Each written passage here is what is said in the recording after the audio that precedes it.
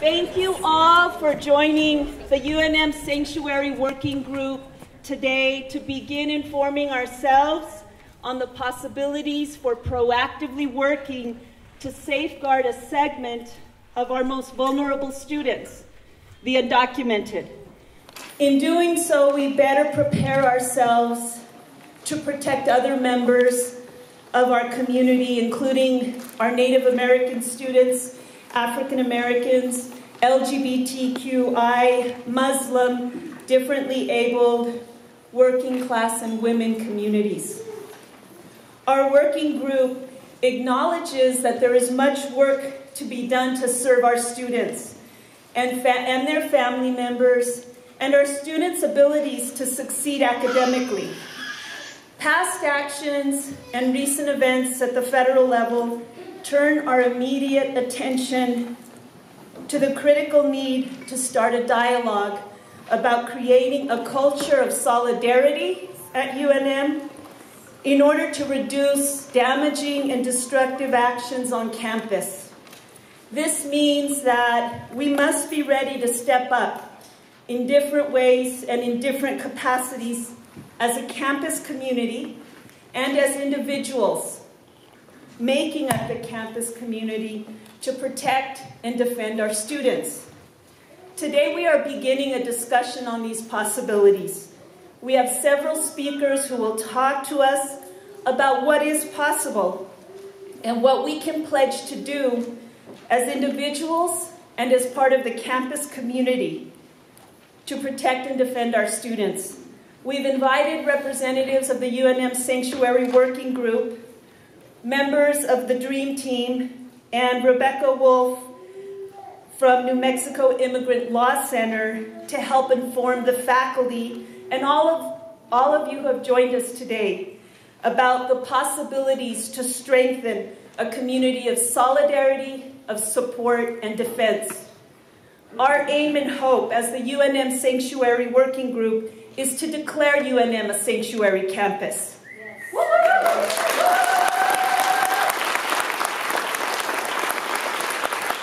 To increase the protection of undocumented and all vulnerable students, and to prevent ICE from detaining, moving, and ultimately harming our students.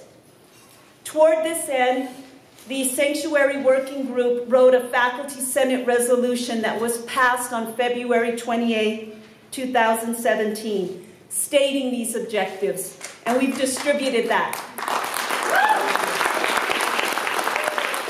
In the meantime, we are preparing ourselves as faculty to do what we can to implement these objectives and to safeguard our students. We know that the protections we establish can be extended to other vulnerable populations. Right now, we know that our students need to see us. They need to see us gather in solidarity. They need to see our faces and know what is in our hearts. We want to do everything possible to ensure their well-being. Trabajando por la unidad, podemos crear la comunidad. Trabajando por solidaridad, podemos crear comunidad. Working for unity, we can create community. Thank you.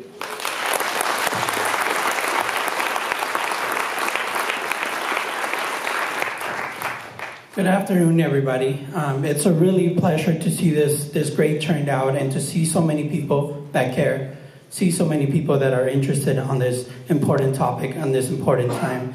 My name is Rafael Martinez. I'm a PhD student in American Studies, and I'm an instructor in Chicana and Chicano Studies as well as American Studies. And as part of the UNM Sanctuary Working Group, big part of my effort has been, as an undocumented student, is educating our faculty, our administrators, on what undocumented students need. Well, how can we protect them, right? But also knowing that we have a white diversity population. When we all came together and formed this group, the important thing was that we had such huge turnouts such as this when we marched to, at the time, President Frank's office, right? And we saw many people come forward interested in doing something about this issue. And I think really the underlying thing that we saw was that people cared about doing the right thing. People understood that immigrant youth, immigrant students, immigrant communities, but all people of color are part of our campus, and we need to make sure that everybody has the same equal opportunity. The only reason that I'm a PhD student today is because of those doors that have been opened to me by allies and fellow undocumented students, right? And so it's my duty, and I think it's all of our duty, to make sure that we're opening those doors for all students, right? And so part of my effort has been organizing this group, organizing different groups around campus, but also doing my own academic work and trying to do research on the topic. As an undocumented student, I want to be able to research, publish, and do these things that get the point across. This semester, I'm super excited and super happy that I'll be able to teach a course that's going to be based on my dissertation, which is immigrant youth movements, right? It's an 8-week course that starts in October, and to me, the gratifying thing of being able to do that is to be able to say, I'm in this position, again, because of the doors that were opened to me by faculty and by fellow undocumented students. So let's keep this energy moving, let's keep this momentum going, and let's do the right thing. Thank you.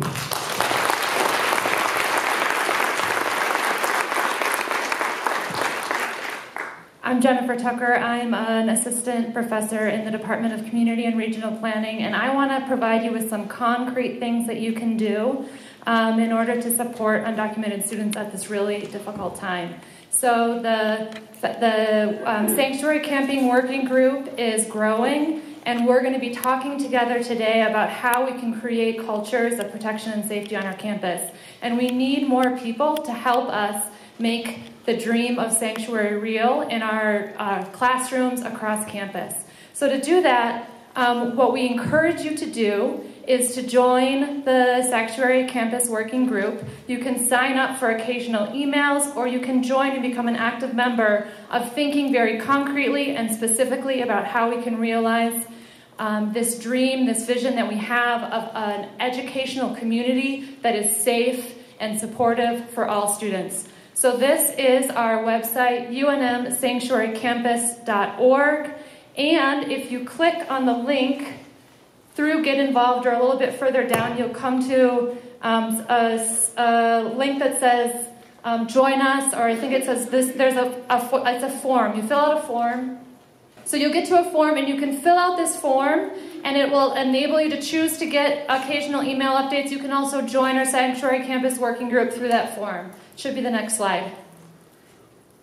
And if you would do that yourself, that would be amazing, because that means that I don't have to read your illegible handwriting on the sign-up sheets that are about to be passed around. We encourage you to sign in on those. We also encourage you to sign up through this form and join our efforts to build a safe campus community for all students.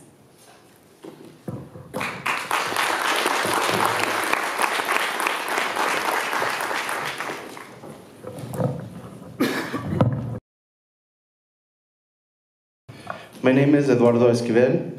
I'm an undergrad student here at UNM, finishing up my degree in biochemistry. I'm also the education equity organizer with the New Mexico Dream Team and the UNM Dream Team. So the New Mexico Dream Team is a statewide network of youth-led organizers and activists, and we focus on the undocumented immigrant community. We do trainings like this. We do activism, such as the rally we held on Tuesday and the walkouts. And just try to uplift our community as much as possible. All of us involved with the New Mexico Dream Team are directly affected by this. Either us being immigrants ourselves, children of immigrants, being in mixed status families. So this is very personal to us. And we believe that those most affected should be the ones leading the fight. And I'm very thankful to have such amazing allies here at this university and in my community. So I want to thank everybody. And also before I get started, I want to give a shout out to the UNM Kiva Club and the Red Nation and our Native brothers and sisters fighting to abolish the Entrada. So,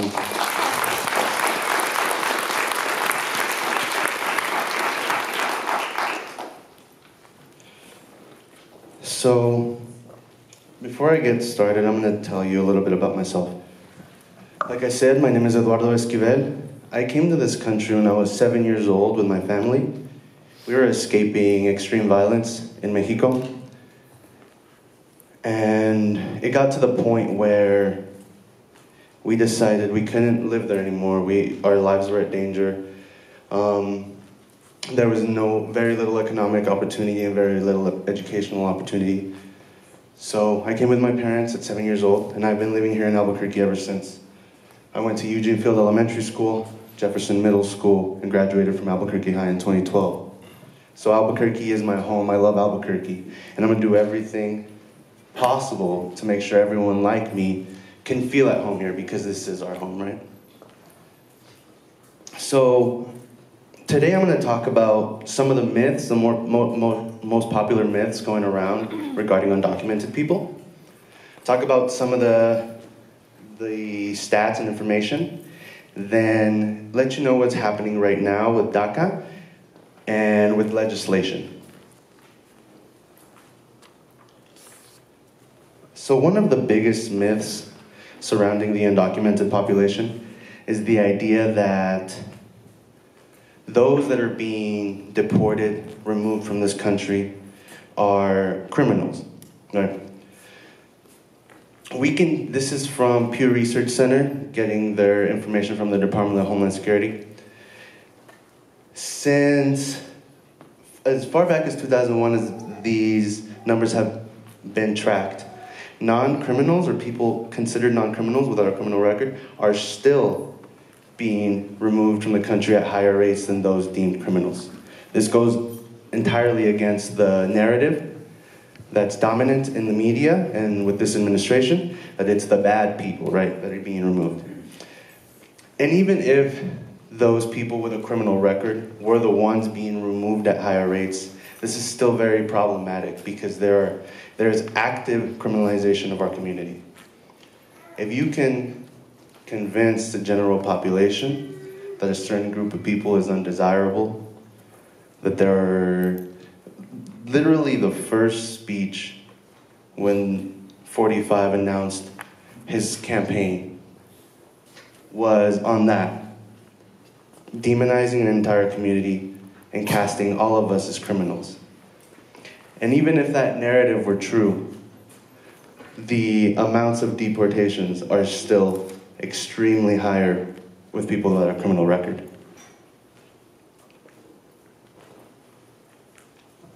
Another one of the biggest myths going on is the idea that people are pouring in through the borders. They're just coming and coming and coming. When the reality is that since around 2007, 2006, immigration into the country has been on a decline. Specifically, immigrants from Mexico are coming in at much lower rates and are actually leaving at higher rates. So this myth about a lot of people coming to the border, so many people, is also wrong.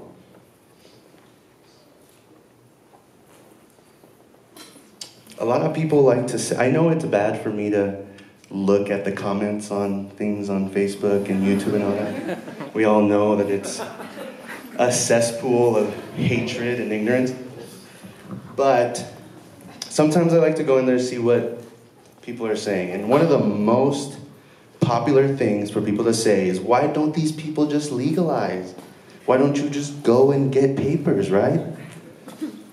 Well, it is not easy at all. People say, just get in line, just do it the right way. There is no line.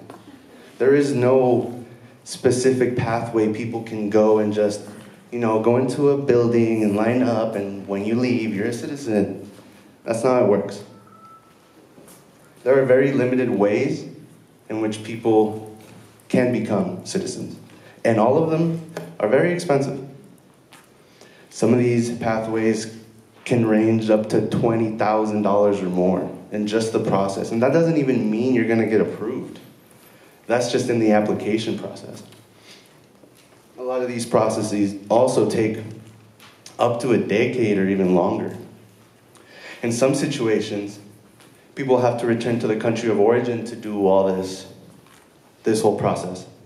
And imagine having your life established here, then you're trying to adjust your status, and they send you back to a country you don't know, sometimes for over 10 years, just to not get approved, for the possibility of not getting approved. So, it's not easy. It's not a line you can get into. And we have to educate as many people as possible and let them know that that's not how it goes. And that's probably the most popular thing I see being posted on these comments and on these replies for when anybody's trying to do something positive for the movement. And this is a diagram that I really like to show that has kind of all the paths, possible paths to do it. A lot of them end in, sorry, you're out of luck. Some very few ones have the guy here with a beard, because it takes a long time.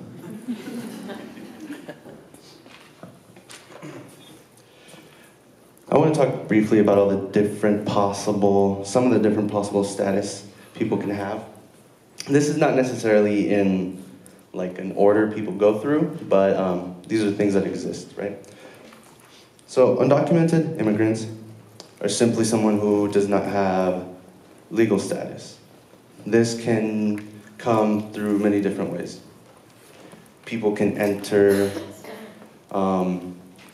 without coming in through an inspection point. Sometimes people come in with a visa, many different types of visas. They're here, they expire, they're no longer able to keep renewing their visas, and they become undocumented. I was here originally with a visa.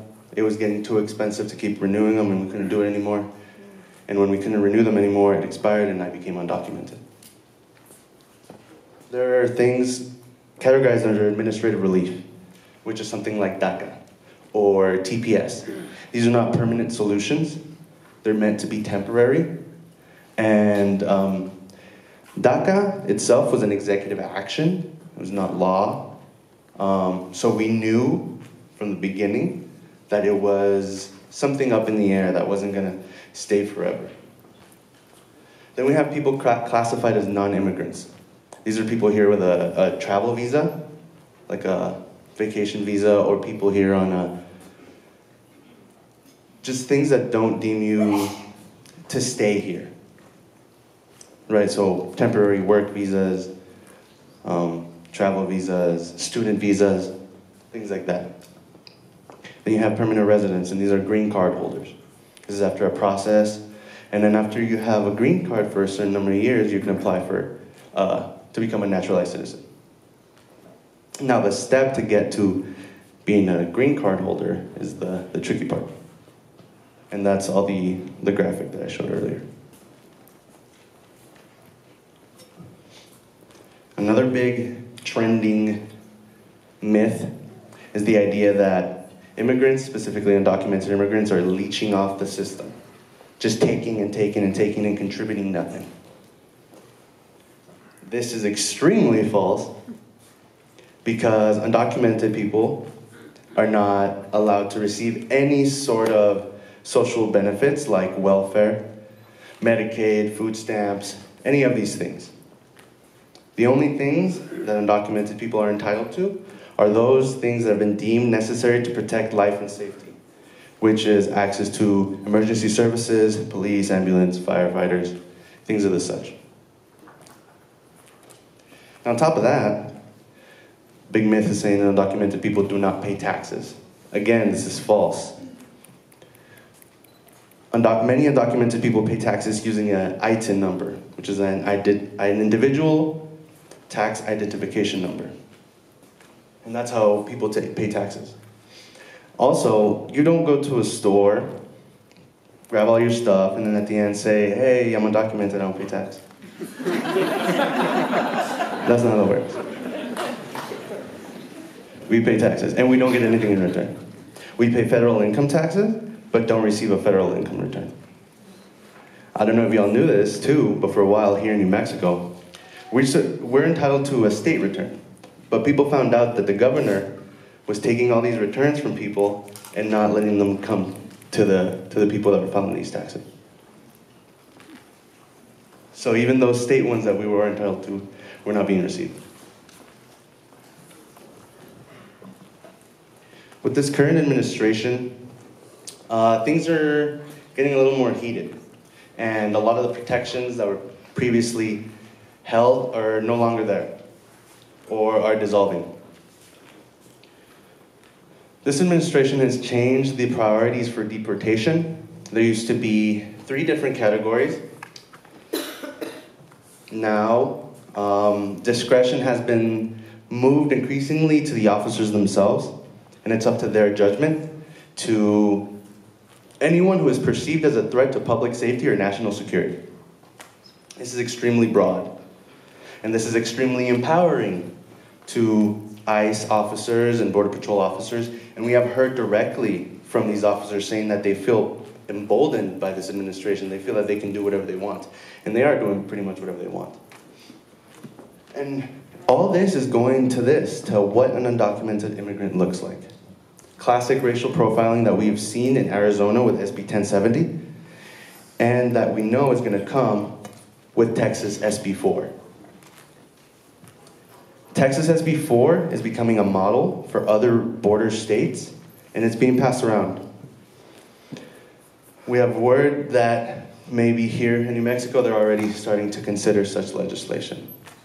We have to be very vigilant as we are a border state. Although New Mexico is, I would like to believe, one of the safest places for us, it still could change. That's why we need all of you in here to keep supporting.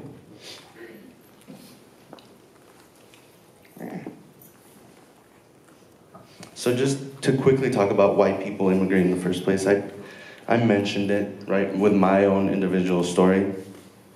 But it's what we call the push and pull theory. We have factors that push you away from your home country, from your home community, and pull you into the United States.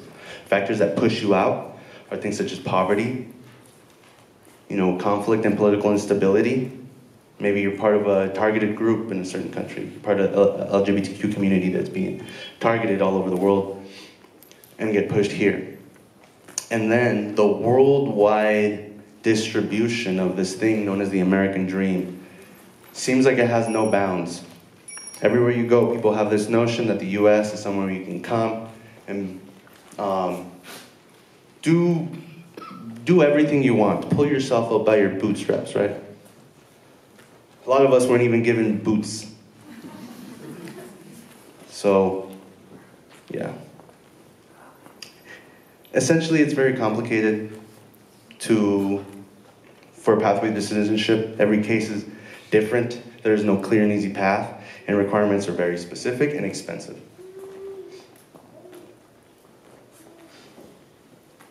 So, this term that's going around and that keeps trying to be pushed back into the popular lexicon is the idea of calling people illegal aliens or illegal immigrants.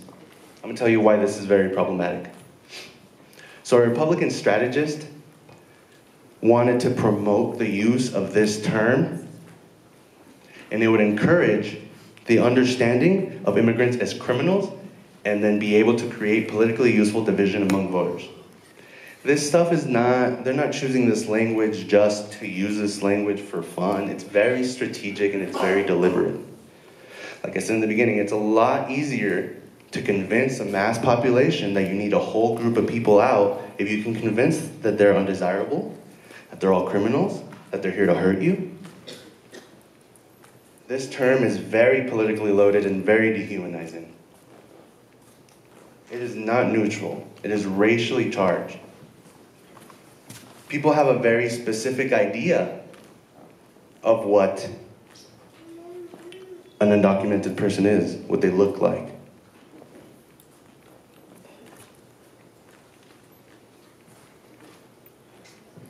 So considering stopping the use of the word illegal to describe people, just this week, the Daily Lobo was writing about our rally and our walkout, and they used the term illegal immigrants. This needs to stop. If you're a faculty or staff, if you're around students, language is very important. If you truly care for our community, it's important to be mindful of the language you use. Not only with that word, but with all these things. And a lot of well-meaning people use these things. They just want to help you out. But it's not that simple. You can't just tell someone, why don't you just legalize for all the stuff that I talked about earlier? Or why don't you just go back home and get a degree? This is our home. And many times the countries we came from, there is no possibility of that.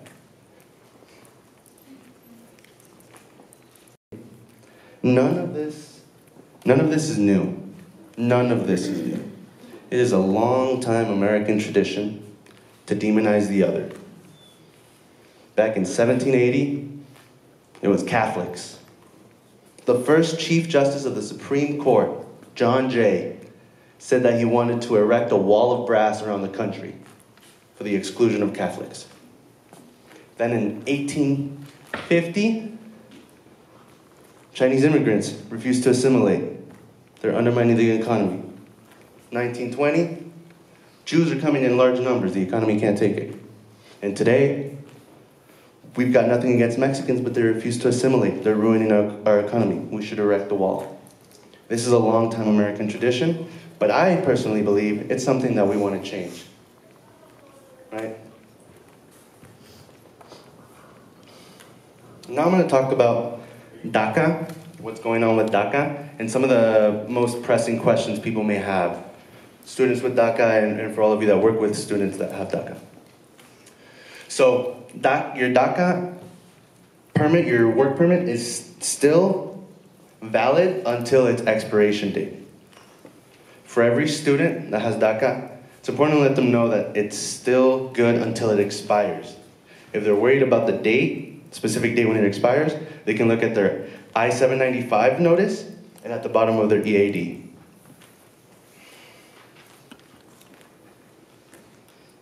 However, no new DACA applications are going to be accepted as of September 5th. So any first-time applicants can no longer apply. Any DACA issued expiring between now and March 5th, 2018 must be submitted for renewal by October 5th. If you have somebody whose DACA is expiring, they can still apply as long as it's before October 5th. And it's for 2 years. You can still have 2 more years of DACA protection with it. However, advanced parole, which was the title given to being able to travel out of the country using DACA, Department of Homeland Security is no longer going to acknowledge this. So if you have any students that are out of the country using advanced parole, they need to return as soon as possible. And also know any other students will not be able, all the pending applications will not be processed, and DHS is refunding those application fees.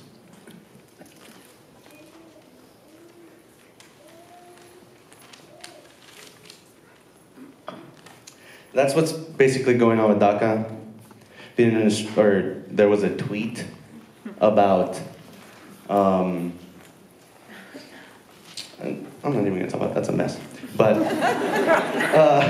just know there are some legislative efforts going on right now on trying to do something concrete. We knew from the beginning DACA was temporary. DACA could be taken away. We knew that the new administration was going to do all they could to demonize us.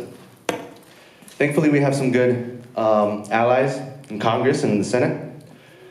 So there is a bipartisan bill introduced in the Senate. It's the new DREAM Act, the DREAM Act of 2017. This has been, the DREAM Act has been introduced since 2001. Since 2001, people have been trying to pass a DREAM Act. And it's still in gridlock. But the new one, of 2017, is a bipartisan bill. Senator Dick Durbin and Lindsey Graham are the leaders. And these are sort of the requirements. It's still a long way. It's still in the Senate. It has to be passed by both houses and Senate and signed by the president. We're not sure what's going to happen with this. And some of the requirements are not necessarily something we agree with, right? Having these, having to do higher education or serve in the military, There is also something called the Recognizing America's Children Act. This is a Republican bill. I can provide links to be able to read the bill in its entirety, but it's basically having 3 pathways towards legalization, higher education, serving in the armed forces, or work authorization. And it has limited eligibility. There is also the American Hope Act. This is a Democratic bill in the House. This is the one I personally think is the best because of treating everybody brought to the United States the same, regardless of educational level or military service. And this would provide what I think is a fair pathway to citizenship. There are other things that may be introduced soon or tweaks to these. I encourage everybody to look at more information on all these bills, talk to your representatives, push for permanent relief, for pathway to citizenship. And I just want to mention this. I always like to mention this because this is another one of America's myths, saying that the immigration system is broken. It's not broken. It's doing exactly what it was designed to do. The first immigration law in this country stated that those that could become citizens, the only people that could become citizens of this country, were land-owning, free white men of good moral character. That's the first immigration law, and every immigration law since has come from that frame. So I encourage everyone to refuse this narrative of the immigration system is broken. We need to rebuild the immigration system. It's not broken, it's doing exactly what it was designed to do. I encourage everybody to go to weareheretostay.org/resources to find resources around DACA, what's going on with DACA. Also, for students, we have compiled mental health resources, either self-care or resources to set up healing spaces for your students. So if you go to this website, you will find many resources there.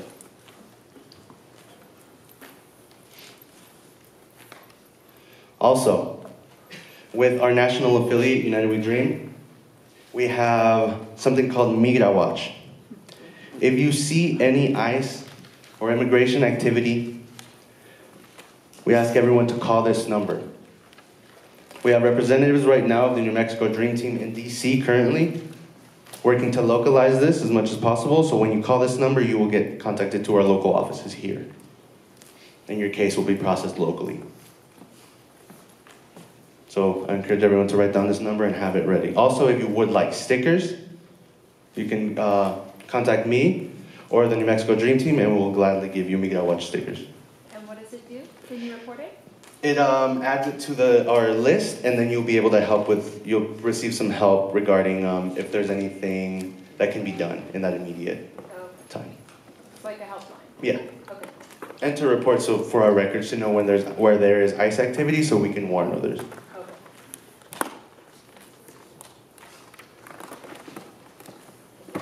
I encourage everyone to go to our website, nmdreamteam.org/fightback, sign on to our pledge. If you sign on to our pledge, you'll receive updates of what we're working on and what's going on. But I encourage you more to follow us on Facebook. You'll receive everyday updates of what's going on. We have part of our team right now is in DC, talking to senators, talking to representatives, pushing them to do something. You can also contact us at info@nmdreamteam.org or me personally at my email right here. I really, really would like y'all to follow us on Facebook, to stay vigilant. There is a lot of things that could happen in the coming months, in the coming weeks.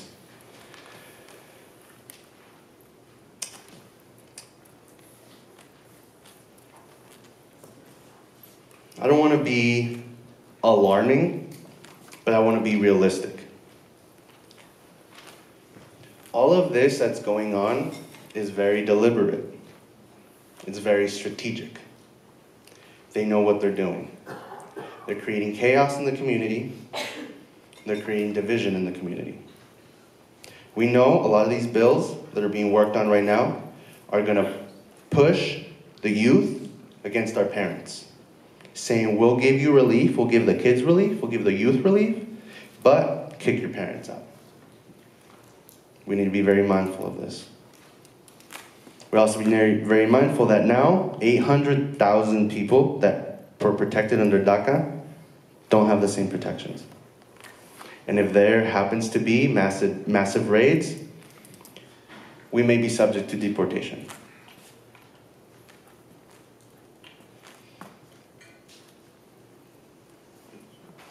These people,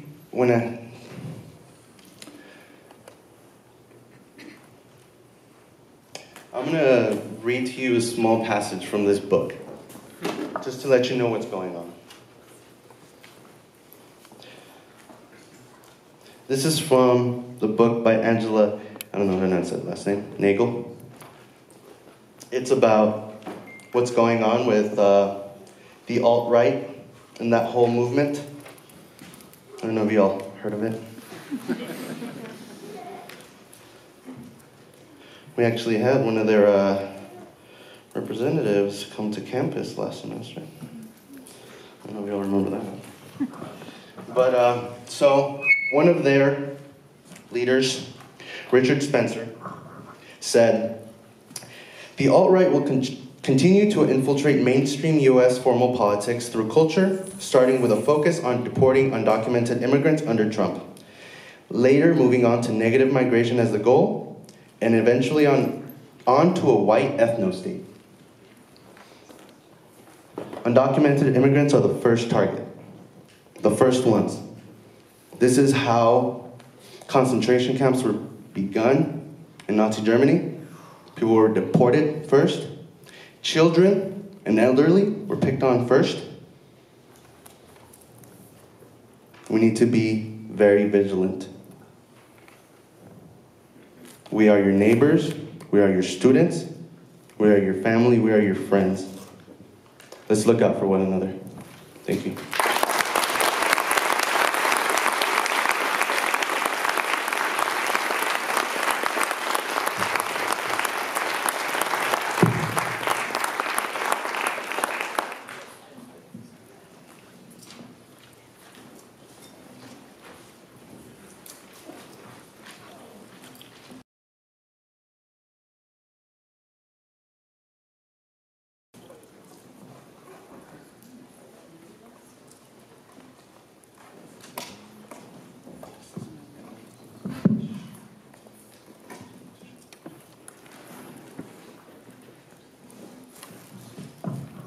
Sorry. I'm apparently incapable of getting this out. Okay. Hello. I'm Rebecca Wolf, Becca Wolf. I'm an attorney with New Mexico Immigrant Law Center, which has offices here in Albuquerque and up in Santa Fe. I'm also born and raised in Santa Fe and spent at least a year of law school here, so I'm pretty excited to be back at UNM, actually. Nice to see you all. There's an entire universe of presentation to be done about immigration law, and I love to rant about these things, but I'm going to try to be really specific to a very concrete question, which is, what happens if ICE wants to come to UNM? What can UNM do about it? What can folks who are non-citizens do about it? And what can allies who are citizens do about it, right? So that's what I'm going to try to focus on. But of course, because I used to be a government teacher and a social studies teacher, I have to do a little bit of context. And so I will try to keep that super brief. Let me just ask for a show of hands. Who here thinks that they at least know some very basic things about criminal law? When a police officer stops you, what your rights are? Who thinks they have a kind of a sense of that? People have heard, like, you have the right to remain silent, right? People have heard law and order. Right, there we go, that's it, right. Unfortunately, None of that is useful in understanding immigration law, just to let you know. Some of it is, but I need to break it down for you a little bit, and I need folks to sort of stop thinking about law and order for a moment here. And the reason is that immigration law in the United States is considered administrative. And this is actually really important to understand how immigration law functions. Because immigration law is basically some very few laws that were passed, statutes that were passed by the legislature, and then a whole bunch of things that the executive branch does, right? A whole bunch of things that the president, by himself, can decide. And it also affects what happens when you are detained. Because in criminal law, you actually have these rights, theoretically at least, about your treatment and about what kind of evidence the police need before they arrest you and what kind of procedures they have to go through and before they put you in front of a court, right? In immigration law, as the government understands immigration law, it's kind of the same thing as like whether or not you get your workers' comp or your Social Security. It's administrative law. It's law that says, look, we're going to put in some rules to help it move along, but there is not the same framework as constitutional rights. I know that's a bummer. It's a bummer for us too. Which leads me to sort of my second most important contextual point before I go into the nitty-gritty, which is that I personally, as someone who is both an attorney and a social justice activist, think and want people to really embrace the fact that the answer to the question, the answer to the issue of what is happening in our country around undocumented immigrants is going to be answered by a social justice movement. It's not going to be answered by the courts. So it is going to be up to you and your actions to protect students at UNM. It is not going to be institutions or the police or a law, because I'm going to go through the law of what governs this in about 7 minutes. There's not much there. And the rest of it is about what people are willing to do. So, what you have in front of you, and this might date me a bit, but we'll survive. What you have in front of you is a judicial warrant for the detention of a person, which is kind of weird, because way at the top it says search warrant. Remember that whole part where I said, ignore everything you know about criminal law? When someone says search warrant, you think it's like to search something, right? And here it's to search for a person. I don't know if you can read it, but it's the search warrant for Elian Gonzalez. It's like one of the most famous uses of a federal judicial warrant. So in order for ICE to detain a person, you have to identify first where that person is in the world, okay? Is that person in a public space or a private space? When someone who is undocumented is in a public space, ICE does not need this kind of warrant to detain someone. Just like, FYI, if you're in a public space, the police don't need an arrest warrant to arrest you. Don't start asking for warrants when you get stopped on the street. Okay. So what they need, this is what ICE would need to enter into private property in order to detain a person. And this is important for a couple of reasons. One is, it is incredibly difficult for ICE to figure out how to get these warrants. I don't know why. I'm not going to tell them how. They seem to think that it's really, if you can actually go online and listen to briefings, trainings for ICE officers. I don't suggest doing it unless like you've got a really strong stomach. But what they say is, most of the time we use an administrative warrant. Do we have the other kind of warrant that's easily? Yeah. Thanks. Can these be focused any better? I think it might just be that one. So this is warrant for arrest of alien, as it says on the top, and just FYI, the A word is only to be used if you're reading it off a legal document. I mean, just don't, I mean, or talking about not human beings. This is a warrant for arrest of alien, and you think, because you watched Law and Order, that means that this is an arrest warrant. They've got the right kind of a warrant. This is what they need in order to arrest someone. It's not. It's so weird when I turn. Okay. If you scroll, I'm so sorry, can you scroll to, yeah, right there, at the bottom. This is an administrative warrant. It is issued by DHS. It's printed out at the office in Albuquerque. And all they need in order to get it is to have it signed by a supervisor. So the purpose of warrants under law in the United States is that there's some review of the enforcement officer, right? A judge is saying, yes, you have a real reason to go and arrest this person. That's what a warrant is supposed to do. That is not what this warrant does. This warrant is printed out by DHS, by ICE officials.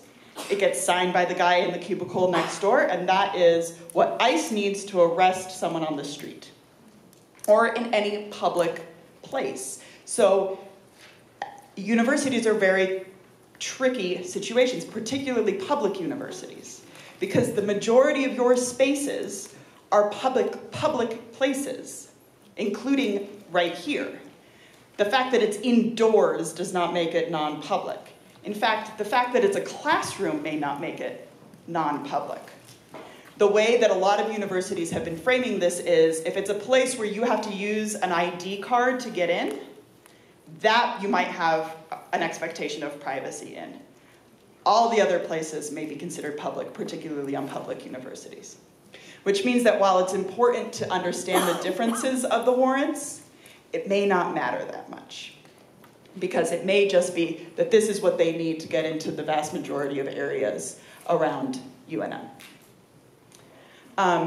Sorry, can we switch back to the other one? So the difference, this looks like a form, and on the top of it, it says Department of Homeland Security.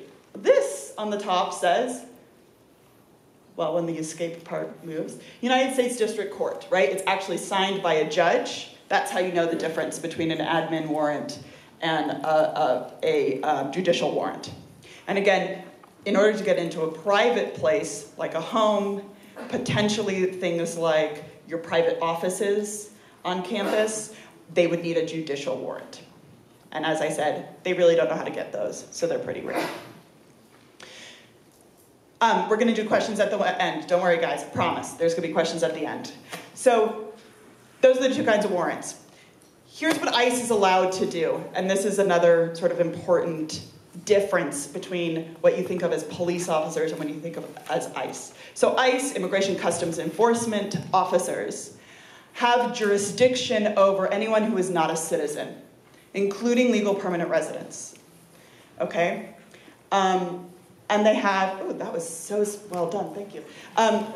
There is a law that explains what powers those officials have and in what capacity. It's quite long, you don't have to read it.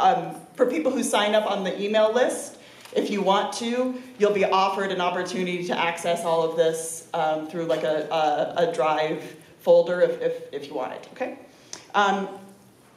Again, the A word, this is the only place where it exists.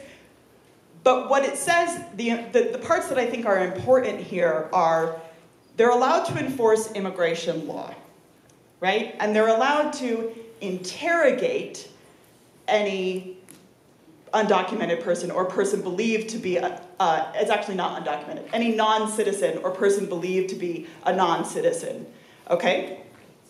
And his right to be there. So ICE can walk up to anybody and say, where are your papers? They do it all the time. Notice that nowhere does it say that you are required to answer the question. You're not. You are not required to answer questions of ICE, okay? There's this interesting little weird thing where you are required technically to have proof of your status. Make them figure that out. You don't have to go and answer the questions. So our advice to everyone is, to remain silent, say that you want to speak to an attorney. The other thing that's important to understand is that ICE officials only have jurisdiction over non-citizens. They don't have power over citizens, except in one situation. If you commit a federal crime in front of an ICE officer, they can arrest you for it. Okay? But otherwise, this is kind of a weird situation, right? So you think, well, what kinds of laws? Let's brainstorm for a moment here. Let's just say that a group of citizens, for example, wanted to block the entrance of UNM campus because they heard that ICE officers were coming. Just as an example. Not to throw any ideas out there or anything. Because I, of course, cannot advise you as an attorney to break the law. So let's say that, just for as an example, if someone had decided to do that, US citizens are blocking the way for ICE agents coming in.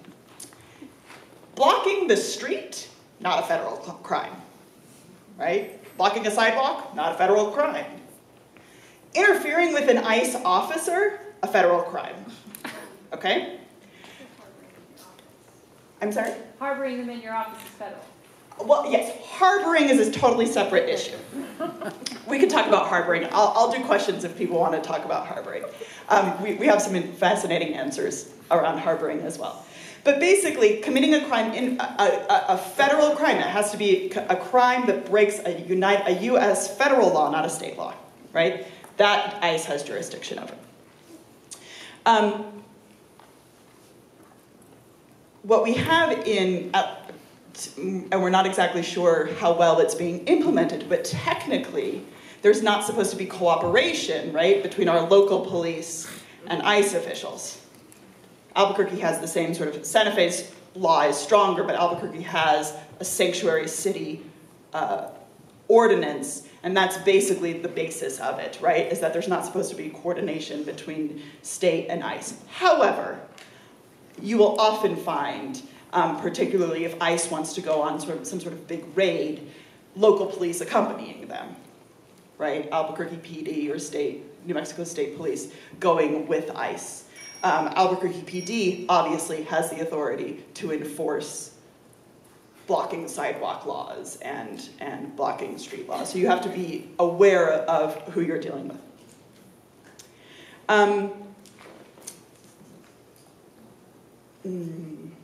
So what I would like, I think that, some other speakers hopefully are going to get into this more, but there are some examples of state public universities who have implemented basically sanctuary campus policies. And even if UNM doesn't get to the point of implementing those, there's some great hints in those for faculty of what things you might want to implement yourself. So I'm going to just read quickly. This is from the University of California's policy. It's actually an FAQ, and the question is, can the University of California prevent federal immigration enforcement officers from coming on campus? The short answer is no, they cannot prevent them. It's public. We talked about that. But here's an interesting thing that the university administration decided to send out to its employees. UC employees are not required to affirmatively assist federal immigration authorities or grant permission to enter limited access space when officers do not have a judicial warrant to enter. And then it says, okay, but however, federal law prohibits you from hiding evidence, concealing or hiding individuals who are the subjects of law enforcement activity, or interfering with an arrest. But that first sentence is kind of interesting, right? The university administration is telling its faculty, you don't have to help them. If ICE officials come to the administration office and ask for a schedule of a student and say, where is this person right now? No obligation to give them that information. If an ICE officer comes to your classroom and says, where is Joe Smith? No obligation to point out who Joe Smith is, right?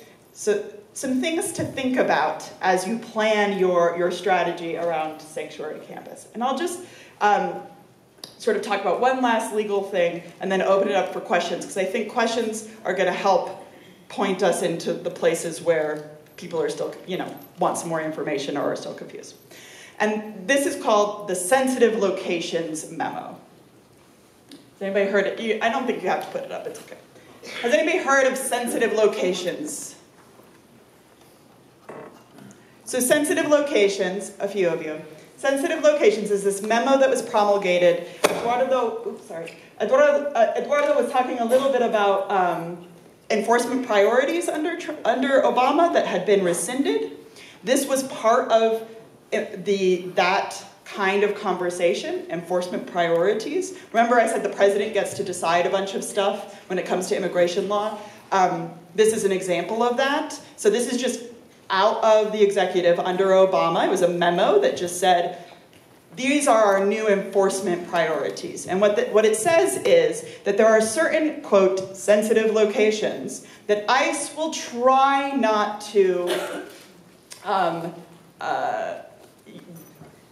engage in enforcement activities. Note the word try.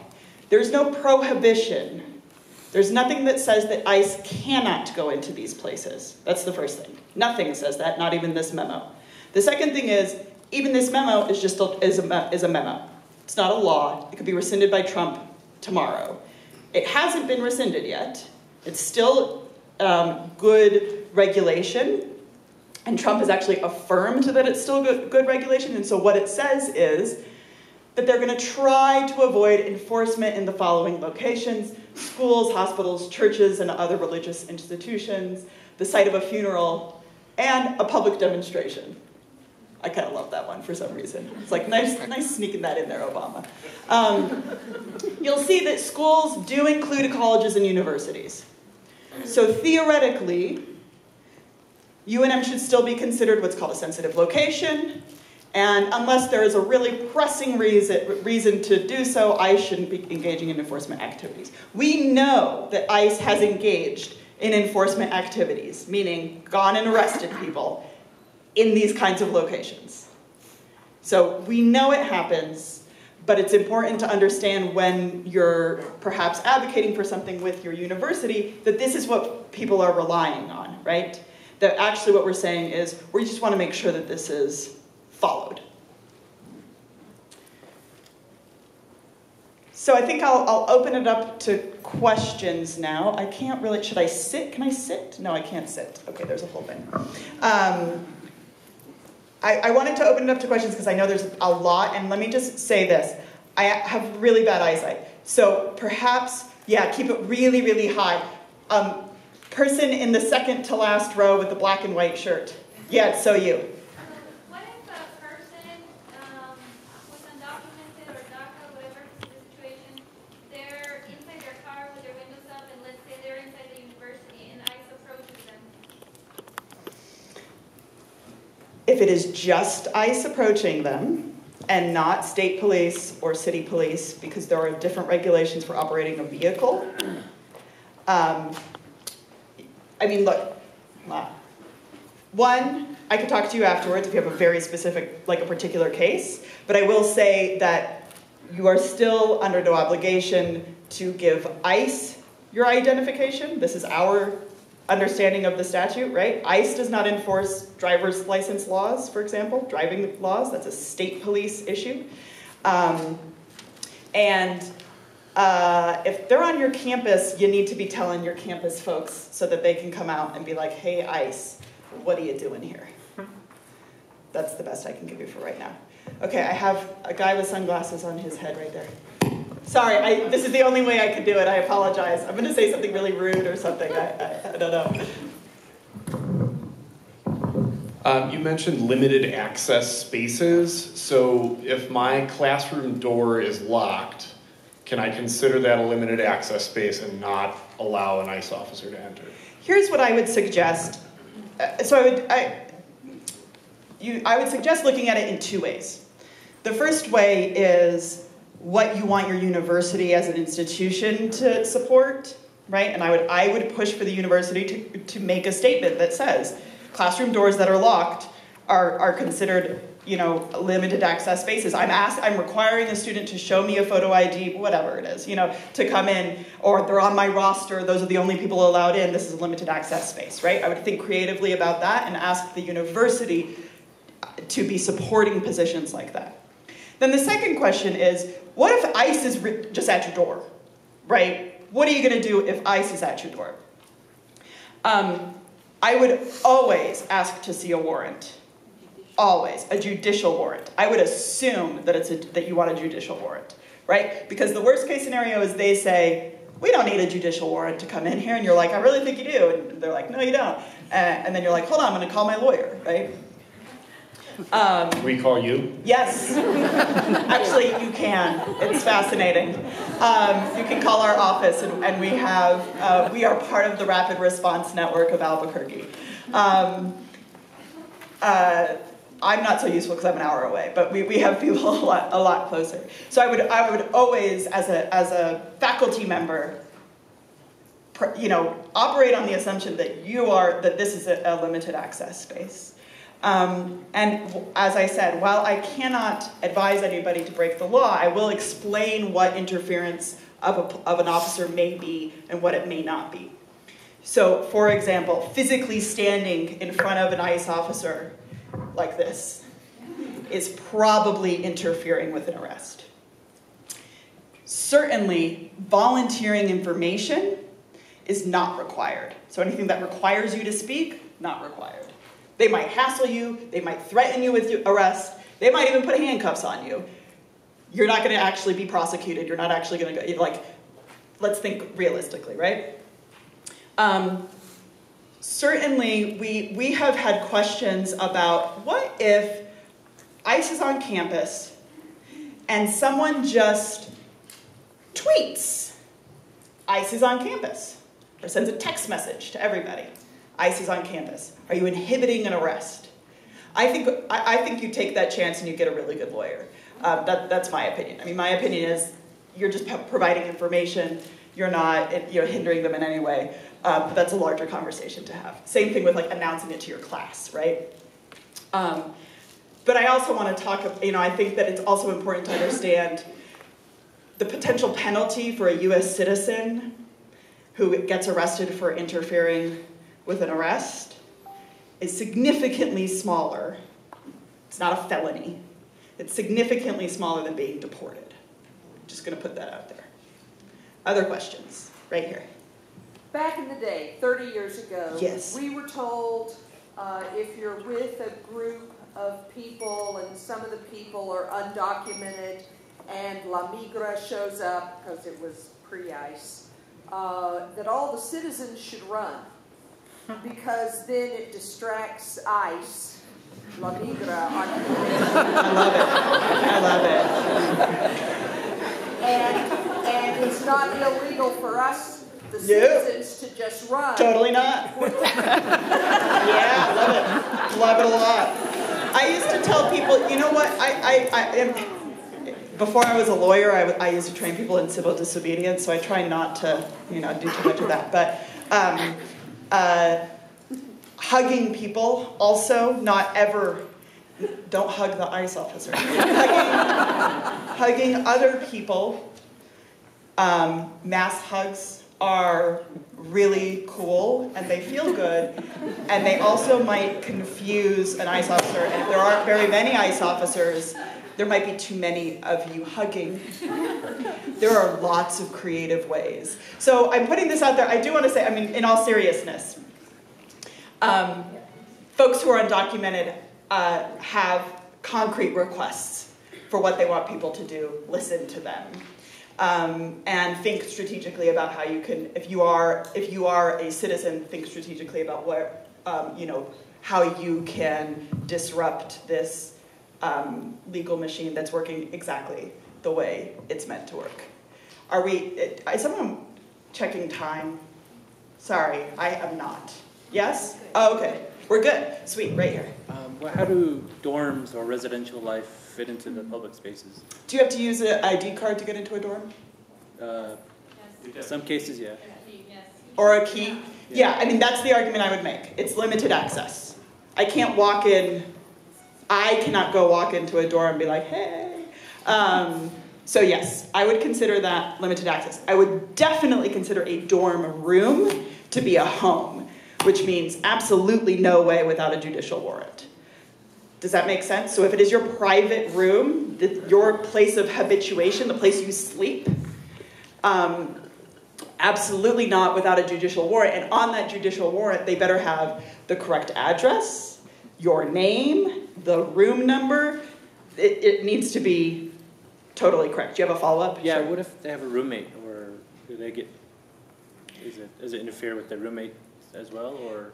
So this is actually really common, and they're called collateral detentions. It happens in homes a lot, which is that ICE comes in, says, I'm looking for X, for whatever reason gets into the house or into the room. I'm looking for X. X isn't there, or X is there, but ICE will also ask everyone else in their room for documentation. And if you show it to them, they can detain those people in what's called collateral detentions. It happens a lot in family homes, where they're going in for one person and then getting access to the home. Yes, right here. I just have a comment about access to classrooms. The faculty handbook includes a section, D75, that says that faculty have control over the classroom and who enters. So enrolled students, administrative officials, and invited guests. And if somebody else tries to come into your classroom, you can ask them to leave and call campus police if they decline. She's got the site, people. That's the site. That's what you need. That's lawyering right there. Community lawyering. Love it. But seriously, I mean, this is what we need for faculty, is to get organized and to get educated in all of the different tools. And that's going to be one tool, right? Right here. Is there a difference between if you're at home, how you would handle this as opposed to here on campus? So again, I think the difference is home versus public space. So things like classrooms and offices are in this gray area that I would suggest you treat as a home. But a home is really easy. The rule is really easy. Do not open the door, period. If they say they have a warrant, if they say it's a judicial warrant, there is no reason to open the door. Here's why. They can lie and do lie. They almost never have a judicial warrant. And if they're going to come in and they have a judicial warrant, they're going to come in anyway. So our advice to people who are living in mixed status families or undocumented families, never open the door. And what they will do in Santa Fe, they'll just knock for 20 minutes and say, we're going to call the this, and we're going to call the that, and we're going to do this, and we're going to do that. And the advice of the community organizations in Santa Fe is like, go in the back room, turn on the television, watch a movie, they will eventually leave. But that's what you have to do, because ICE relies on consent. It relies on people opening the door to an enormous extent. Right? They can't come into somebody else's home, correct? The judicial warrant, if they have to have a judicial warrant to come into a home, period, and the judicial warrant has to match where they're entering and the person that they're looking for. Okay, so they can, but it has to be open. Yeah. Oh, sorry, yes. Right Oh, hi, hello. I'm thinking of the students that might not be in the classroom and where they might be able to take shelter. There are a lot of businesses around the university.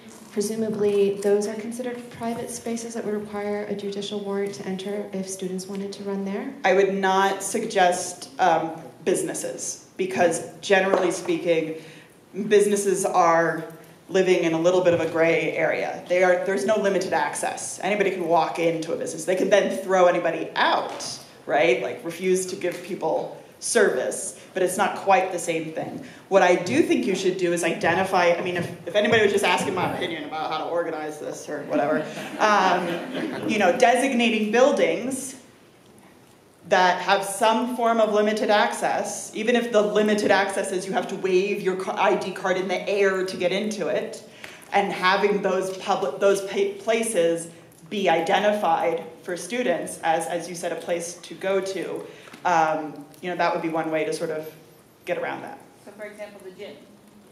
The gym. I don't know, is the gym cool? Should I just wait for the microphone? Does that make your life easier? She was just praying for a long time. Oh, I'm so sorry. Okay. There's so many questions. Blue shirt right here. How effective are petitions to judges or just for people that do become detained? How effective are those petitions in releasing them from detention? So what is really effective, well, it's a really good question. There's two things, and I don't want to get like too into the weeds of immigration law. What I would say is that actions that target the local ICE office, so letters and petitions that are addressed to the local ICE office, which is in Albuquerque, can be very effective because that office has a lot of personal discretion in whether or not to release people on parole or what used to be called an ICE bond. I don't know if they're doing that anymore. Judges, it would be a different situation. Right behind. Give me a second. If Eduardo's also here, if you have questions for him as well. Oh, sorry. It's okay. Ask him a question. There's someone, I think, behind a bright light. Yeah, it's right, yes. I have a question about student employees in public spaces that are not SWIPE. We have student employees that will run the gamut from undocumented to green card. What kind of recommendations do you give those students in interacting with ICE officers should they come into those public spaces? I mean, all students should be advised that if someone comes and asks for their papers or for their identification, that they should say, I'm going to remain silent. Gets a little bit more complicated after that, but that's your first sort of line of defense. And to be clear, US citizens, you don't have to say you're citizens either.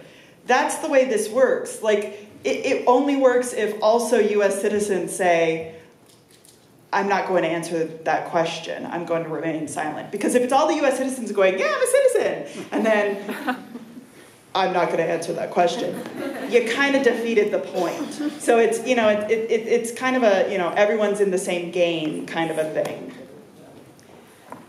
Right here with, yes. I wanted to ask if you could explain a little bit of how this applies to public schools and charter schools for those of us that work in community with underage students.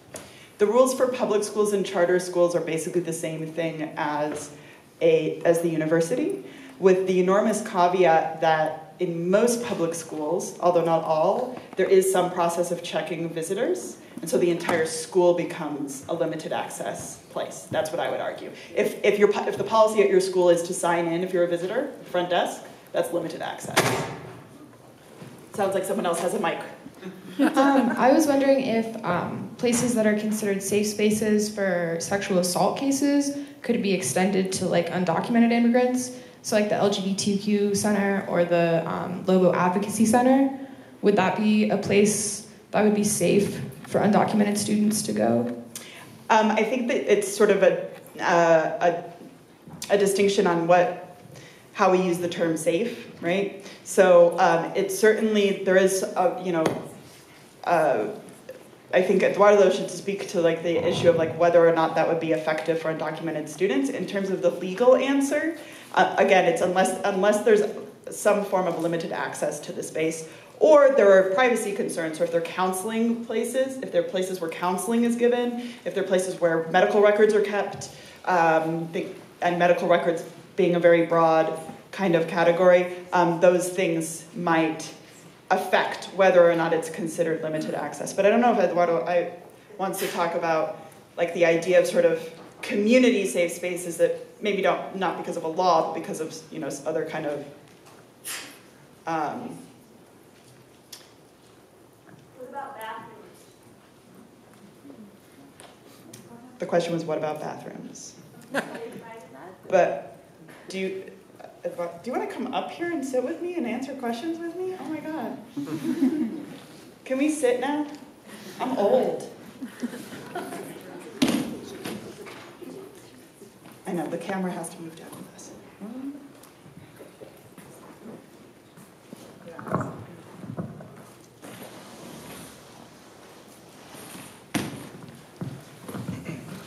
think generally recognizing that there are folks that are willing to, that kind of recognize what is happening and are willing to protect you is always nice. It's always nice to have those spaces where you feel safe and comfortable, just like with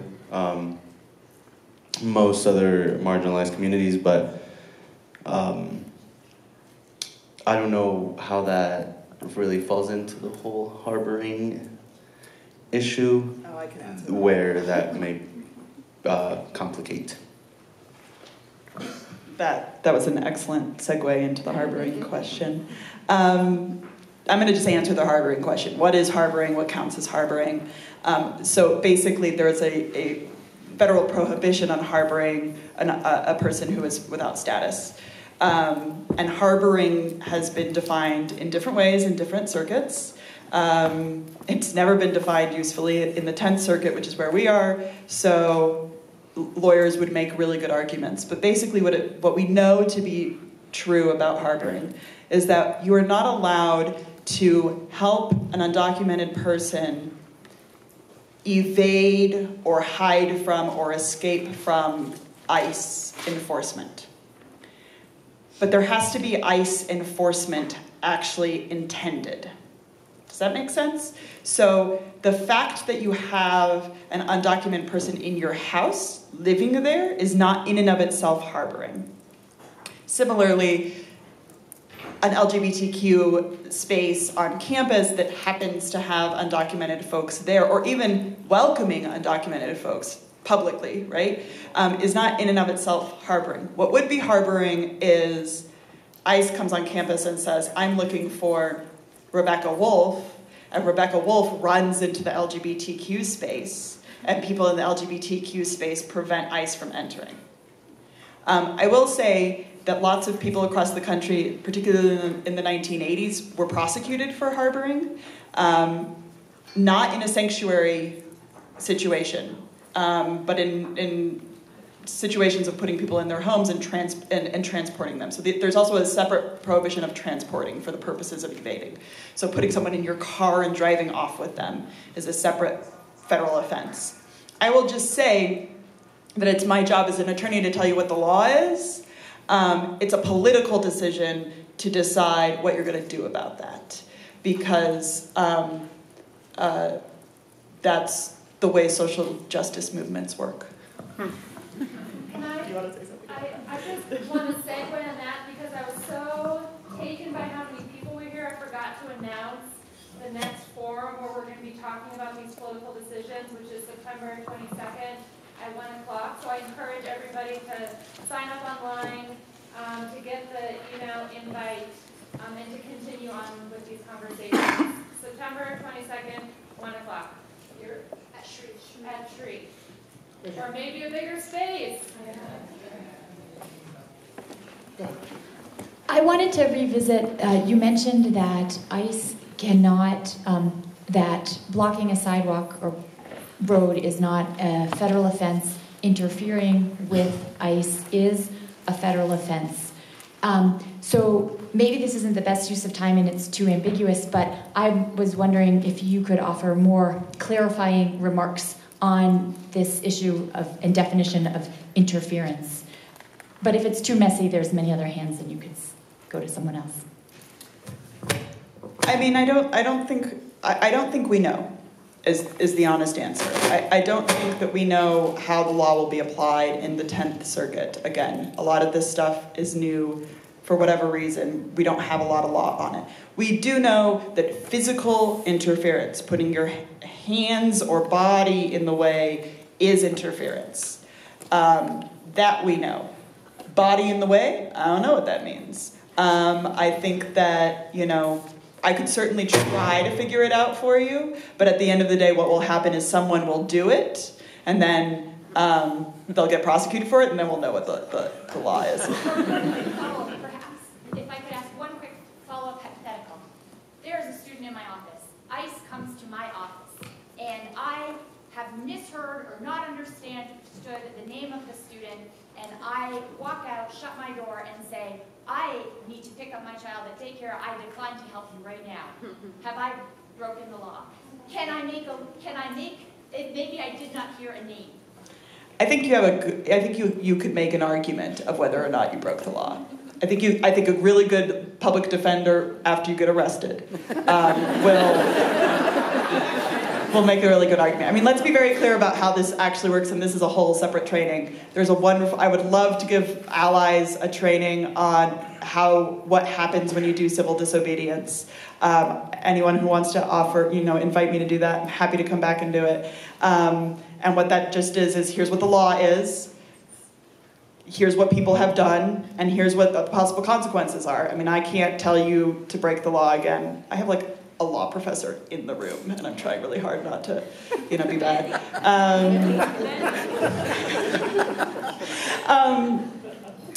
But I think that what you have to sort of consider is that there's two steps, right? There's what will happen or may happen in that moment, and then there's what you can try to argue in court after the fact. That's the short kind of answer to that question.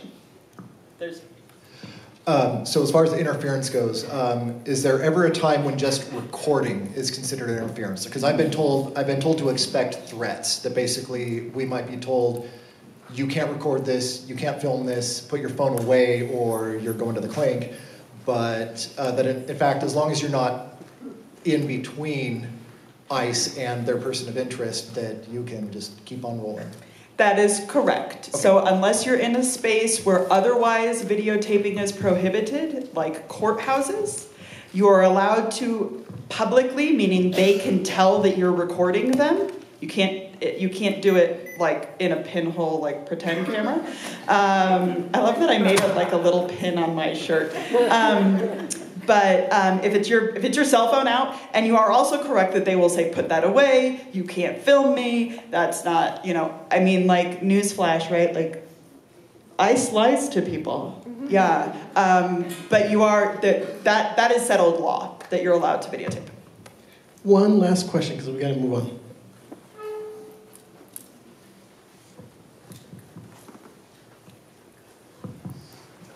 So my question's for Eduardo.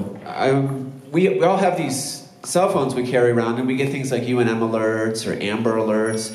Is there any app that 2,000 people on campus can have that's a Migra alert app? I mean, I know there was the phone number, but if there's 2,000 people on campus with that app, and we just say we just saw ICE, then everyone gets that notice.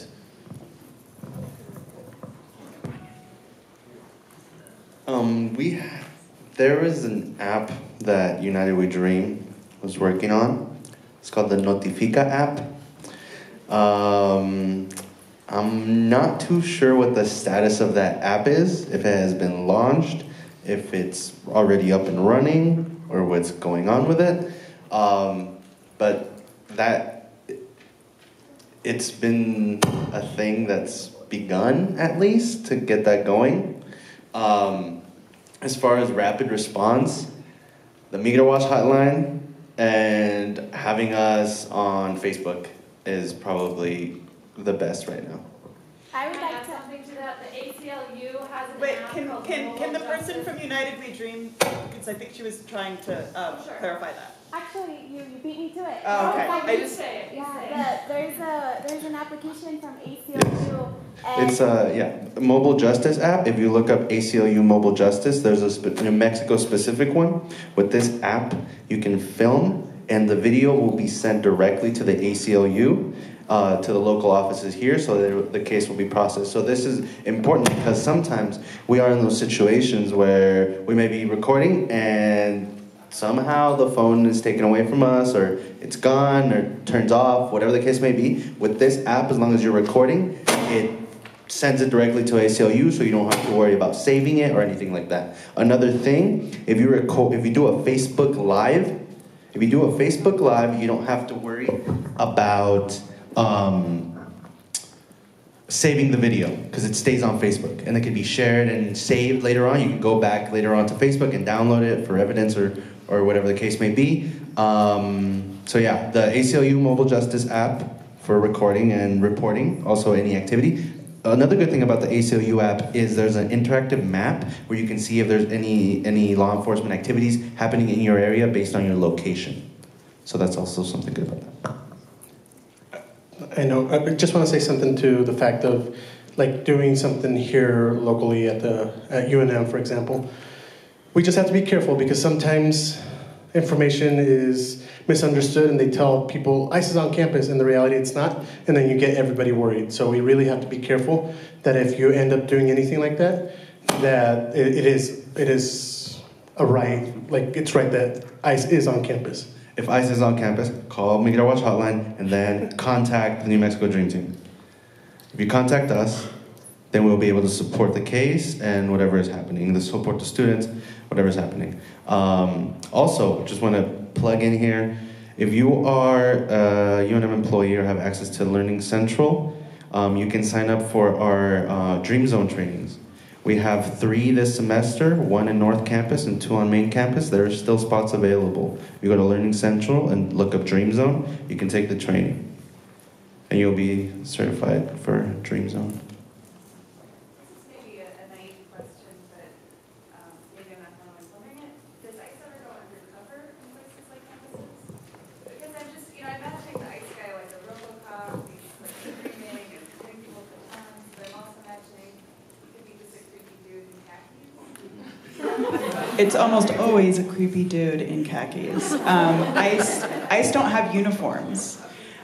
So at best, you will end up with somebody who has a bulletproof vest that says ICE on it, and that's how you would know. But it's incredibly common that they are plainclothes.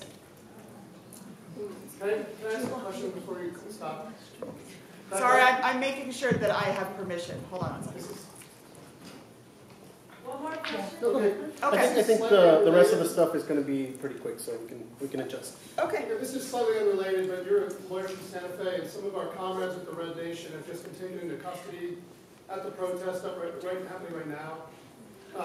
I have an email from someone asking for any lawyers in Santa Fe they could contact for folks that have been arrested in Santa Fe. So the organizers of that protest are already in touch with lawyers in Santa Fe, because I also organize the legal observers of the National Lawyers Guild, so we can talk afterwards. Okay. We keep going. You guys control this room. Okay. All right. I just want to be respectful of the organizers. Okay. Now, yeah, please. Thank you. So you mentioned a couple of times for citizens and non-citizens applying defenses that you don't have to answer, and that's a best case scenario. But generally, these things can escalate and do. So then what? I mean, what for citizens and non-citizens, what do you do? Can you restate the question because I don't think anybody heard back there. Okay, so my question was that you've mentioned a couple of times the importance or the first line of defense of citizens and non-citizens not answering the question of are you a citizen or your right to remain silent. So that's in a best case scenario, assuming that it doesn't escalate, but things often do. So then at that point, what are the, and you mentioned a lawyer, but in terms of next line of action, what do people do, citizen and non-citizen? So for people who are non-citizens, if ICE has an independent reason to believe that you are undocumented or out of status, or should be because you've done something that makes that they want to revoke your green card, they will take you into custody. They're going to arrest you. For a U.S. citizen, if you don't identify that you're a U.S. citizen, that also could happen. You could be arrested because they're, for some, that would be really funny. We actually have not had a report of someone actually going all the way to the point of arresting someone because, think about it, at least theoretically, ICE is supposed to have some reason to believe you're not a citizen, and the fact that you're not saying you're a citizen shouldn't be the only evidence. But theoretically, for a non-citizen, they would be arrested, taken to the ICE facility, ICE office in Albuquerque, and processed. And at that moment, once they're quote unquote being processed, depending on what their status is, we have different advice. But we always want them to call a lawyer at that moment. One of the things that happens very often, more often than we can count, is that someone who believes that they may have status of some sort because they have filed an application for something, says, I filed my I-130 6 months ago or 2 years, an I-130 is a petition for a family member. I have an I-130, and so they've told ICE that they filed an I-130, which means they've now told ICE they're not a citizen, and that they don't have a green card, because you wouldn't file an I-130 for that purpose. And so they've just given ICE all the evidence ICE needs to process them.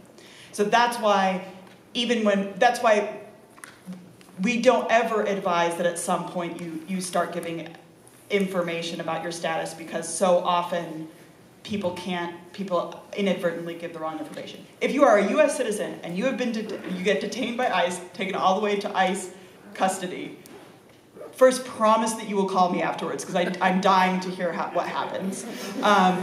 But eventually what you will say to them is, I'm a US citizen. It's it is your burden theoretically to prove you're a US citizen. You're gonna get released pretty quickly, or it's gonna be a bit of a bleep bleep for ICE. Now, that is not to say that ICE does not detain US citizens, because there are cases in which ICE has detained people who ended up being citizens, but it's usually someone who their citizenship is complicated.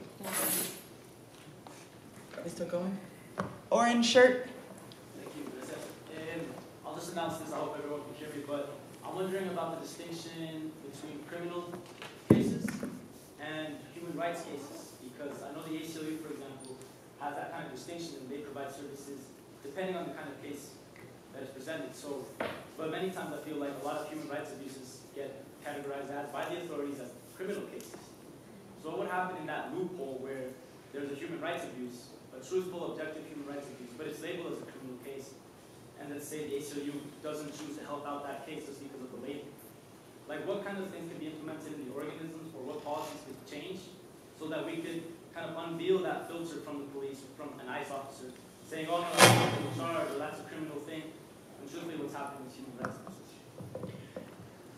I think there's like sort of an ideological question there and then a practical question. For the practical question, ICE is not deciding whether or not something criminal has happened. What is happening is that New Mexico Police Department, Hobbs Police Department are turning over to ICE and saying, here's a person who's been convicted of a crime, take them. Or ICE is going to the courts and saying, you've been charged with a DWI, that in and of itself is being charged with a crime, we can take you, right? So ICE isn't independently determining it. I think ideologically, we've come a long way from 15 years ago, where it was totally acceptable to just say we're only helping people without criminal records.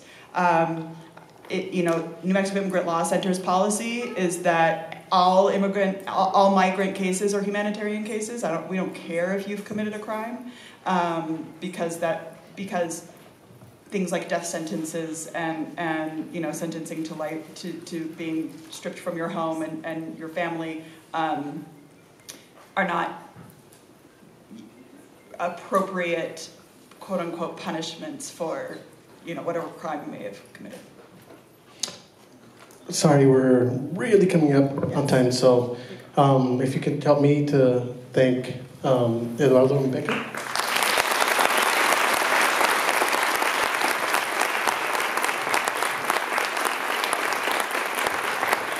And if you have any further questions that you want to ask either one of them, just go ahead and send them to the Sanctuary campus, and we'll make sure that they get that information, and then they can answer those questions for you. Because I know that, if we could do another hour of questions, I think we could fill it.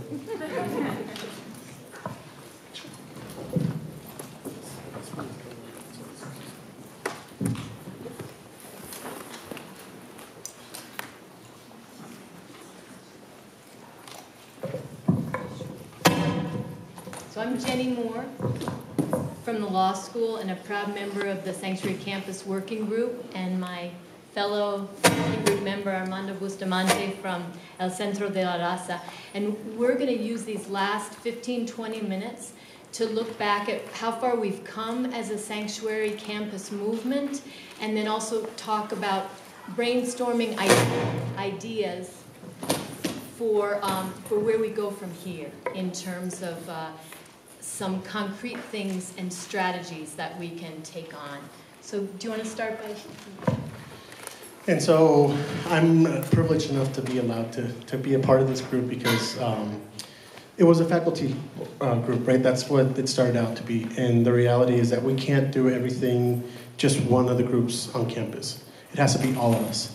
But there's some really amazing stuff that has been done because of the Sanctuary Campus that sometimes gets overlooked. And we think, oh no, that's, haven't done as much as the intention, but the faculty of the Sanctuary Campus did pass through the Faculty Senate a resolution to make this Sanctuary Campus. That's where it's at. It hasn't been approved anywhere else because that's what the message that we got is that we're not gonna declare ourselves a Sanctuary Campus because of fears of money and other reasons. But I think it's also, personally, I think it's also time that we bring that back up because one of the chess pieces got moved, right? And we need to move back.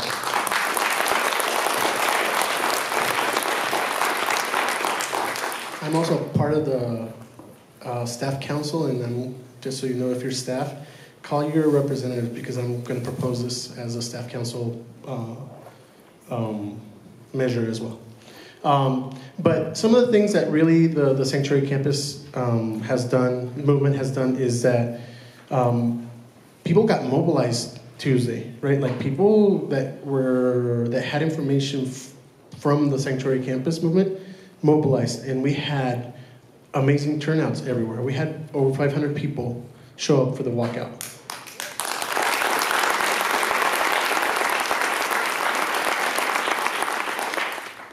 I haven't been here as long as a lot of people, but I've been here for 11 years and I haven't seen a walkout be that big, right? And it's attributed to everything that we do as a campus and the ability to want to be there for our students. And it kind of also allowed for our administration to say, there's going to be a walkout and we're going to go out and join it. And so seeing that faculty is interested in doing that is important to have the administrators do that. There's many things, right? There's a new provost task force, a non-docu task force, and it came out of two things. It came out of the Sanctuary Campus movement. It also came out of the Dream Zone trainings that Eduardo was talking about. And just a plug to, if you're able to do the Dream Zone training, please, it will change a lot of the views that you have about immigration and race in general. And it's free, and that's awesome that UNM has it for free because that's not going to happen everywhere. It's going to be at cost outside of UNM. So take advantage of it, please. The next one is at the end of this month, the 26th and the 28th. It's on North Campus. And like Eduardo said earlier, Learning Central, you can sign up for it. But there's one next month and one the month after that. What else has happened? I'll end really quickly, but I think the most important thing that has happened because of the Sanctuary Campus is that our students feel a little bit safer.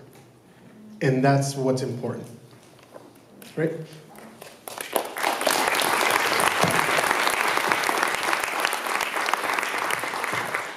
So I'm going to talk a little bit and hopefully invite ideas from all of you about steps forward, but I wanted to just say a couple things as a faculty member.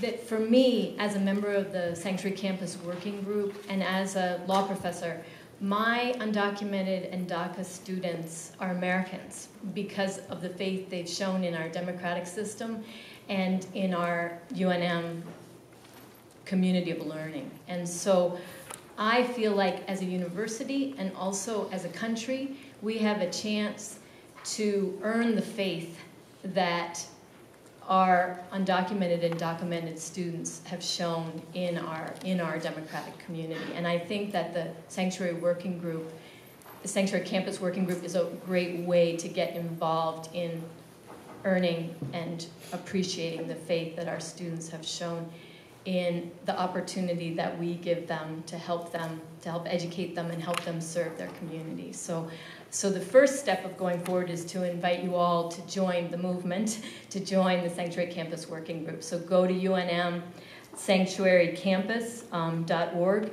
and sign up for either emails or to join the UNM Sanctuary Campus Working Group. So just really briefly, just to throw it out, and hopefully there'll be a couple of ideas coming from all of you. But I would just say as a strategy going forward that we should be thinking about the global, the local, and the psychosocial. So what I mean by global is not just in the world, but globally on UNM campus. That there are certain things we can do across campus. We can do rapid response, we can have ways of emailing each other, we can gather quickly, we can have teach-ins, we can have meetings. And that's all really important, and joining the Sanctuary Working Group is a great way to be connected and to know about difficult things that are going on and good progressive things that are going on. But in terms of thinking local, a lot, building on Becca's talking about what we can do, what the law is and then what we can do. A lot of the strategies that we can do to make our students feel safer and to put ourselves out there to do protective things when the moment arises has to happen within our departments and within our colleges and within our smaller units.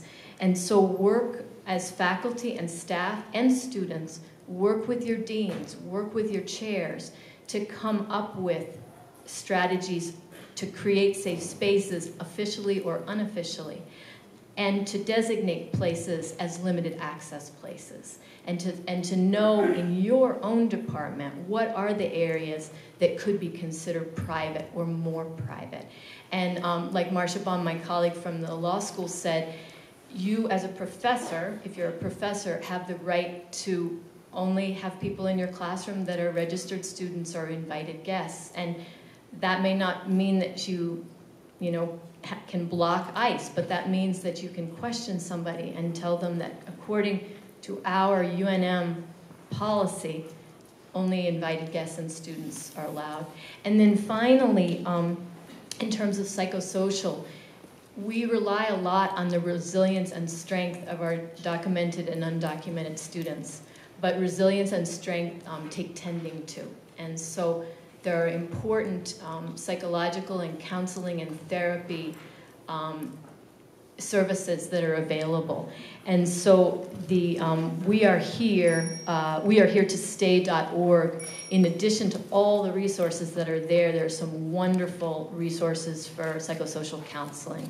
So I'm going to leave it there, and just that idea that we want to network globally, in UNM and beyond, but we want to really strategize within our smaller communities, and that we also want to think about the support of a psychological and social sort that we need to show for each other, allies and documented and undocumented alike.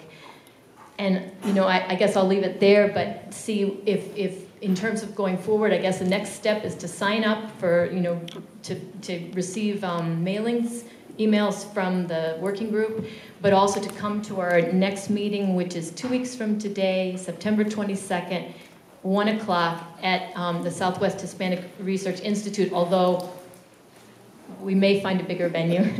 So I'll let Armando see if there's others that would like to come up with other suggestions of moving forward. And since we talked about different next things that are happening, on the 20th of this month that week is Safety Week, and so the 20th has a focus on immigration, and particularly, you already saw some of the Know Your Rights. You saw a little bit that Eduardo talked on Immigration 101, but they're going to go a little bit more in depth. But one of the ones that I really think is important is at 2 o'clock too. It's about cybersecurity in the borderlands. And so what does it mean to have your phone when you cross a checkpoint, right? What does it mean when you go across a border? They've got some tools that they can actually scan your phone. And so what do you need to do to be able to not out people of their documentation status. It's from one of our local nonprofits here in Albuquerque that will be presenting that, and I think that's a really important thing to think about because we're on these things all the time, and we're putting stuff that we probably shouldn't be putting on it. That would be a really great opportunity.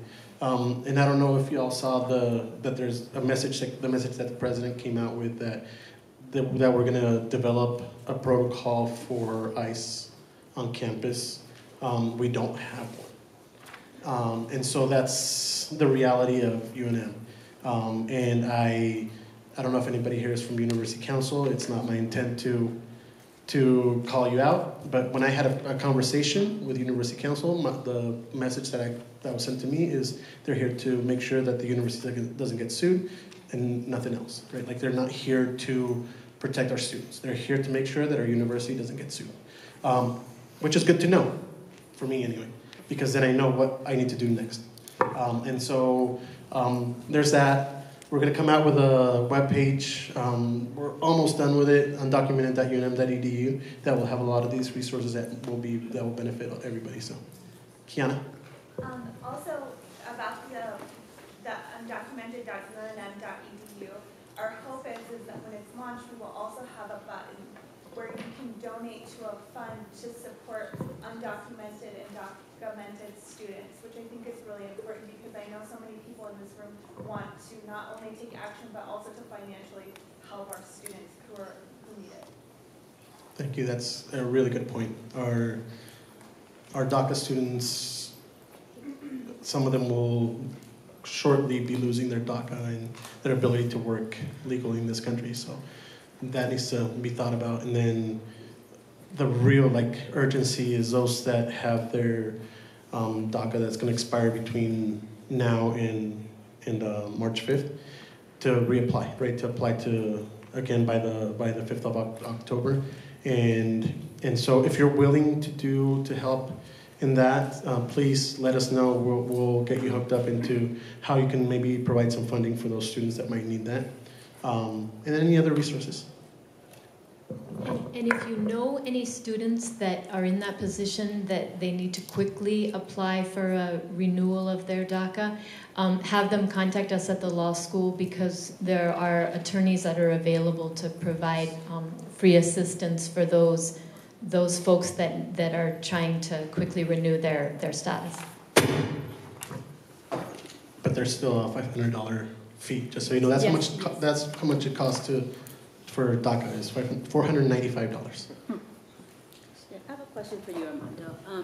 I know there are several trainings, and you all have mentioned the training a couple of times, and they're 2 days, 4-hour blocks, right? Yes. But you have to physically be there. I was wondering if there are any plans to make that training available online to reach a larger audience so that you can do the 8 hours necessary, but perhaps at a different pace that fits your schedule a little bit better? That's a wonderful thoughts? question. Eduardo? Yeah. Eduardo actually leads the Dream Zone trainings. Well, I'm currently working on making 1-hour chunks of things. They'll be supplemental and complementary to each other, but it's not going to be the same thing as getting the Dream Zone certification. We've seen that the Dream Zone is very interactive. It's a discussion-based thing, and it doesn't work online. It doesn't work in the room. But we are working on having little 1-hour supplemental sort of quick things.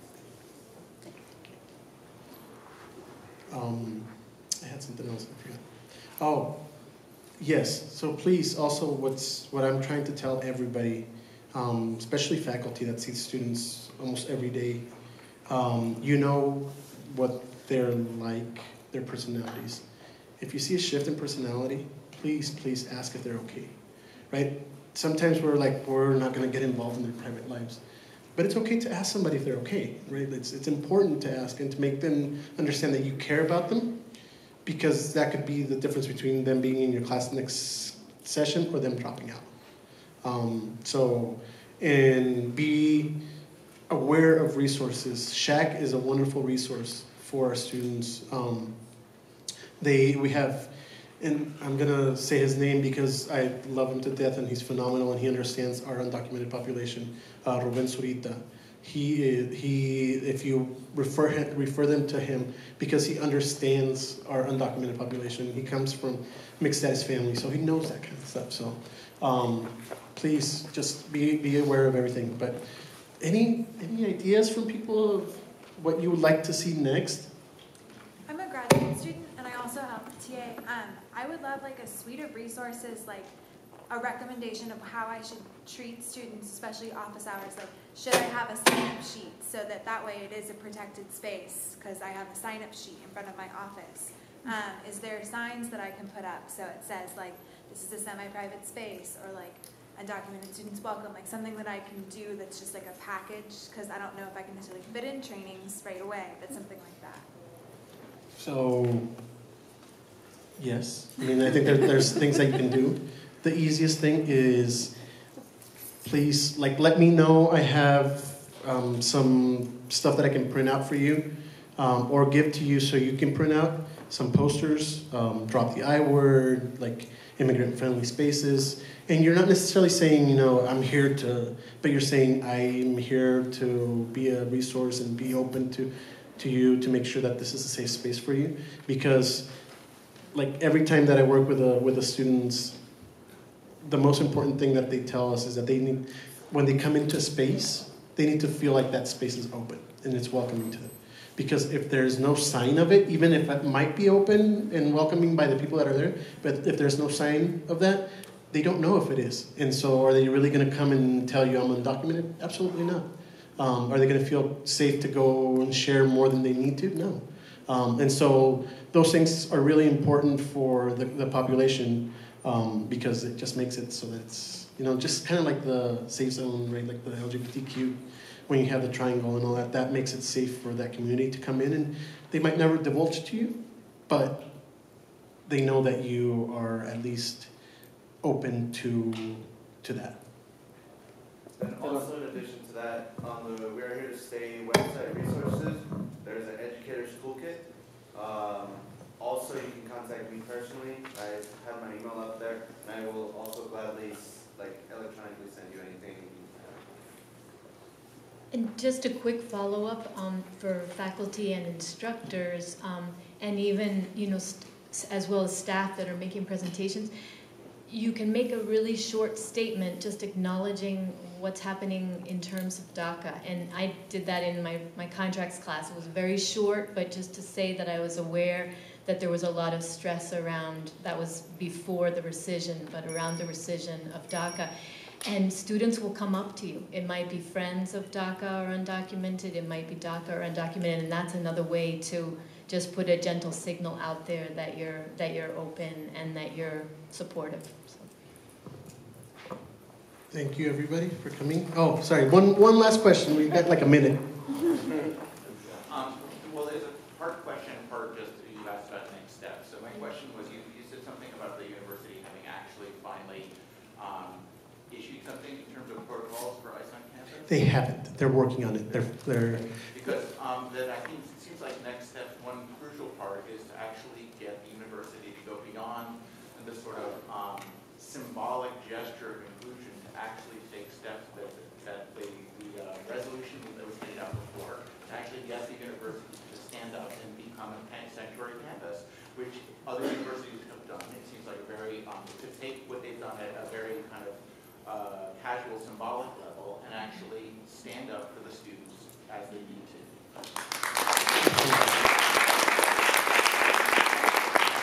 And I think that's a step that we can all do, right? Like, we can make sure that we let our administration know that that's what we want. So, besides faculty, staff, and students, thank you for the community that came in, because without the community, we couldn't do what we do. Our students couldn't do what they do, and me personally, my life would be a lot duller if I didn't have community being a part of my life. So thank you very much, and if you have any questions, please, please, please, we'll be around back there. They just need to do some stuff or something. Thank you.